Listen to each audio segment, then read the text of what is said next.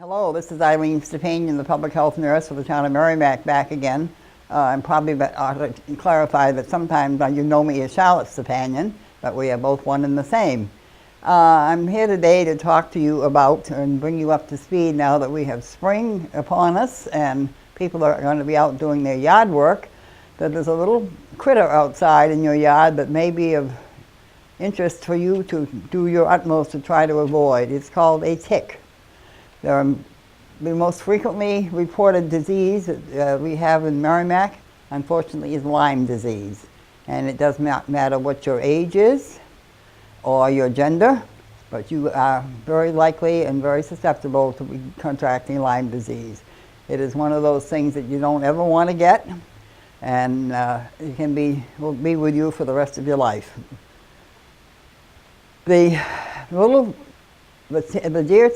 deer tick specifically that you need to be most concerned about that causes Lyme disease. It is not much bigger than the size of a pencil dot or a sesame seed, a poppy seed, one of those little itty bitty seeds. But look, if you put a dot on a piece of paper with a pencil, that's about the size of what you're going to be looking for. They crawl to warm body places that most of which you can't see without somebody helping you to do that tick check that I tell you about at the end of each column every month. To whenever you're out in the yard, no matter what time of the year it is, when you come back in, do a very thorough tick check, because unless we have deep snow for a prolonged period of time during the winter, the ticks will survive and are there at all seasons. But right now in the spring months is the time they're most prevalent and can do the worst damage. The ticks, as I said, will crawl to warm body parts, and if they are attached to you for more than 24 hours, you are likely to be suffering from Lyme disease if the tick itself is infected. They are sometimes very difficult because they are so small to remove.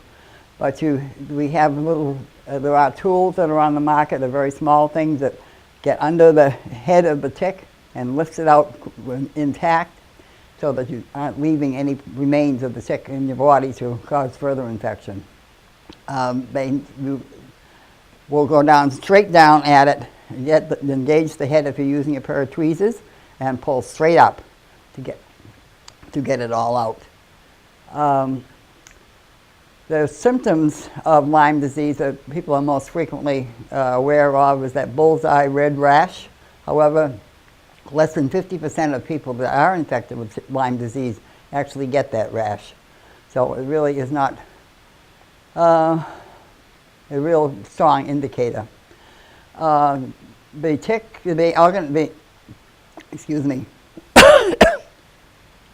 actual disease is not something that stays in the actual organism rather, is not something that circulates in your bloodstream. It is a spirochete, it's like a little corkscrew organism, microscopic, that burrows into any organ in the body. It can affect your brain, it can affect your heart, it can affect you name it, in any organism, but you'll end up with having symptoms.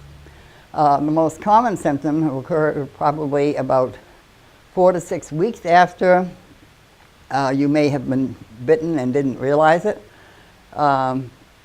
Usually is knee pain. You think you've done something and injured your knee, but most of it's like an arthritic type pain in your knees.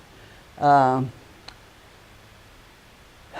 are blood tests. The first one the doctors usually do is called a Lyme titer, which really doesn't tell you much, but there is a blood test called the Western blot, which is more definitive for diagnosing Lyme disease. There are more tick-borne diseases than just Lyme. There's a Babesia, ehrlichiosis, and an human granulocyte anaplasmosis. So they affect the different organisms that provide different symptoms. So, but if you think you have been bitten and you find a tick that's been there for more than that 24 hours, it is probably a very good idea to contact your physician, and hopefully you will be put on a prophylactic antibiotic. There are specific antibiotics that to address the Lyme. And they're usually for a longer period of time than the usual antibiotics. But it is not something you really want to get. It is something you can prevent. When you're out doing yard work, be sure to have your limbs covered in light-colored clothing, so if there is that little black speck, you can see it. It definitely won't show up if you're wearing dark-colored jeans. Tuck your pants inside your socks. I know you probably aren't going to be the most glamorous person when you're out doing yard work, but at least you might be the safest. So once again, if you're out about in the yard, remember to do your tick check when you come in. And also check your pets. Cats do not seem to be as prone to getting Lyme disease. Their fur is thicker and they can't get through the fur. But your dogs probably there's more dogs, animal pets, namely dogs, that have Lyme disease than there are people most of the time, it seems. This is probably one of the most common conditions that the veterinarians are now seeing. So here's hoping, folks, that we don't have an upsurge of Lyme disease reports coming back to Merrimack in the near future. So be vigilant, do that tick check, and use the appropriate sprays when you're out working in the yard. So hope to talk to you again about some of the other health disease concerns that we have that you need to be aware of. Thank you for listening.